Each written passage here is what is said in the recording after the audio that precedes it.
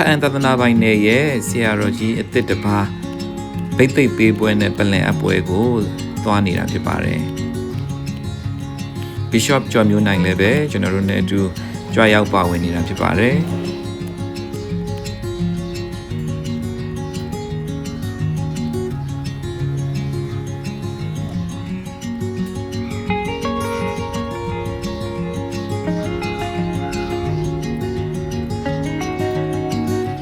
ဇွဲကပင်မြေမှကြိုဆိုပါ၏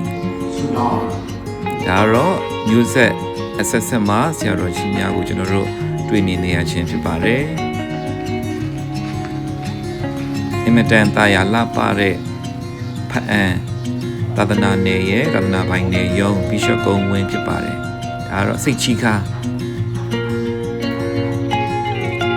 ရှင်ပေတူကတီဒရယ်ကျောင်းတော်ကြီးဖြစ်ပါတယ်ဒါတော့ပွဲအတွက်အလှဆင်ထားတဲ့ decorations တွေဖြစ်ပါတယ် Bishop ဆန်ကီနဲ့အတူရောက်ရှိလာတဲ့ဒါမမဖြစ်ပါတယ်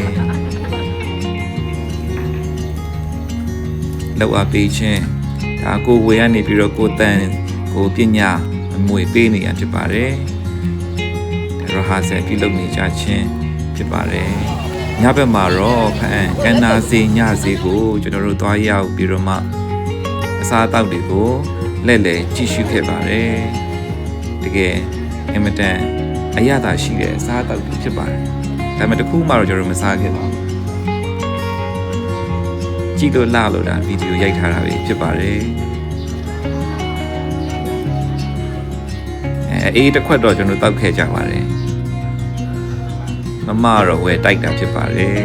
ဆရာတို့နဲ့လည်းကျွန်တော်တွေ့ခဲ့ရပါတယ်ဒါနောက်တစ်နေ့မနေ့ကျွန်တော်တို့အစီအစဉ်မှာတိုက်ရိုက်ထုတ်လွှင့်ခြင်းကိုကျွန်တော်တို့ကူညီလှုပ်ဆောင်ပေးနေတာပဲဖြစ်ပါတယ်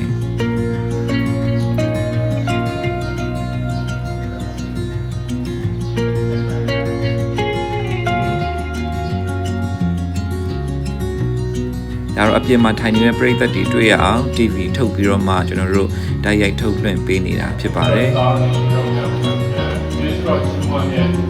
မမရောဘေးနာနေပါရမီဖြည့်ပေးနေပါတယ်ဆရာတော်ကြီးများကိုကျွန်တော်တို့ဒါတွေ့မြင်ရတာဖြစ်ပါတယ်အဲတော့ကျွန်တော်တို့ချစ်ရတဲ့ဆရာကညောကိုဝေတို့နဲ့အတူတကွအမှုတော်ဆောင်နေတာဖြစ်ပါတယ်